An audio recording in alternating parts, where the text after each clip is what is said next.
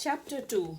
Shri Sadguru said, one should surrender all earthly activities and the Vaidika rituals as offerings at the feet of Shri Krishna and reside in Shri Vrindavan, taking delight in the magnificent sweetness of Prem. A true Bhakta shall detach himself from the mundane business of life, seek solitude, and spend his time immersed in Krishna Dhyana. Vyasadeva was such a true bhakta.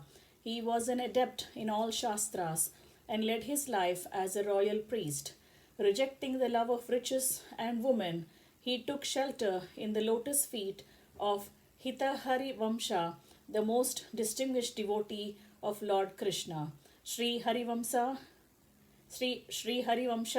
Mahaprabhu, the best of the Rasikas, preached him the secret knowledge of serving the divine couple Radha and Krishna in the Nikunja. Vyasadeva, the steadfast, stayed near the Seva Nikunja, a play spot of the divine couple, and was all the time engaged in the sacred service of Sri Krishna and Radha. The great ones filled with loving devotion find untold happiness when they get a chance of serving Sri Radha and Krishna in the Nikunja. No one is eligible to witness the communion of the couple Radha and Krishna. Only the sweet tinkling of the anklets of the pair is heard by the few devotees nurturing Prema Bhakti. A Prema Bhakta, who is a true Rasika alone, unites with Sri Krishna, becoming the maid of Sri Radha and serving her according to taste. Those who have the pride of being born males and are attached to their physical forms cannot understand Gopi Prem. Such persons do not enjoy the right to serve Sri Radha and Krishna in the Nikunja. Some roam about in the disguise of gopis, not possessing any knowledge of the depth of Gopi Prem. Then what is the use of posing like the gopis? Bhagavan Sri Krishna takes delight only in the selfless loving devotion and unflinching faith. He is never carried away by mere deceptive appearance.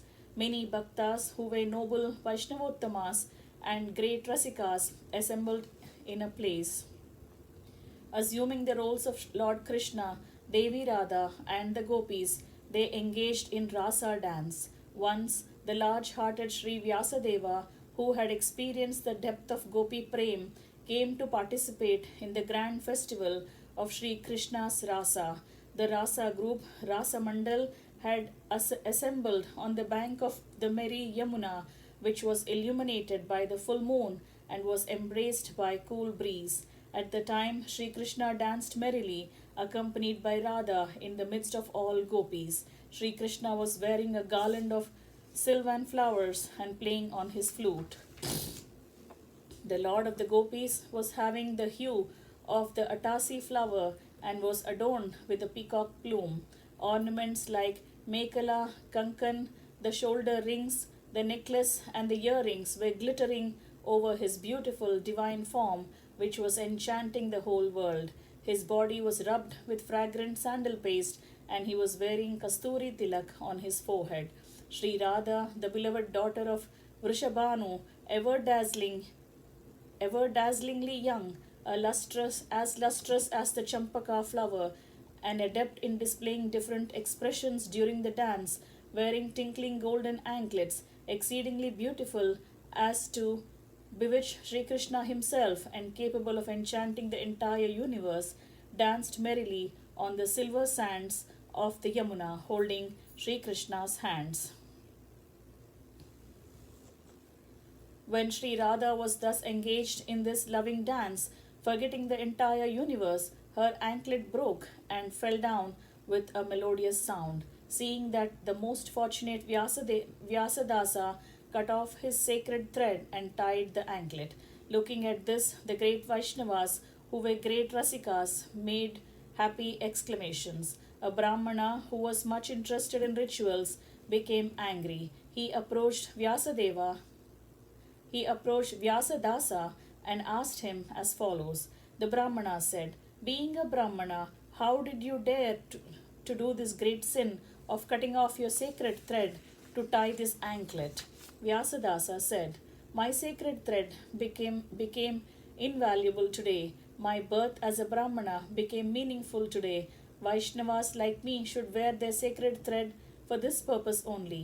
Sadhus who have drowned deep into the exhilarating ocean of Sri Krishna's pastimes find no time to perform earthly and Vedic rituals. What benefit do I get in wearing this sacred thread? I have given up the day to day ritualistic routine and all other religious rites. I stand beyond the Vedic rules and obligations of worldly life." The Brahmana said, "Being a Vaishnava, if one gives up Shrauta and Smarta rituals, he is sure to fall into the woeful sea of samsara." Vyasadasa said, "I have no fancy for the Vaikunta, nor am I afraid of Naraka. Wherever I am, I should be blessed with the service of Sri Radha." The Brahmana said, "Developing devotion to Lord Hari against all the rules of Dharma and Vedic rituals is fruitless. Sri Bhagavan will never be pleased with it." Vyasadasa said, "I have no knowledge of earthly practices, nor do I have an idea of Vedic rituals. I have the knowledge of loving devotion to Sri Radha Krishna alone. I am not worried as to whether my bhakti is fruitful or not. Also, I am not concerned about any other benefit that accrues due to my service to Sri Radha and Krishna. Having obtained the coveted service of Sri Radha and Krishna, my life has become meaningful. O distinguished Brahmana, I am simply mad with intoxication born of the power of prem. I have derived great pleasure and comfort out of Krishna Bhakti. I wish to have the same in each of my successful births. Please bless me so." Sri Sadguru said. Having spoken thus, Sri Vyasadasa prostrated before that Brahmana with great reverence. The Brahmana was surprised to see that noble devotee Vyasadasa, who was endowed with humility and forbearance and had loving devotion to Sri Krishna as the only object of his life.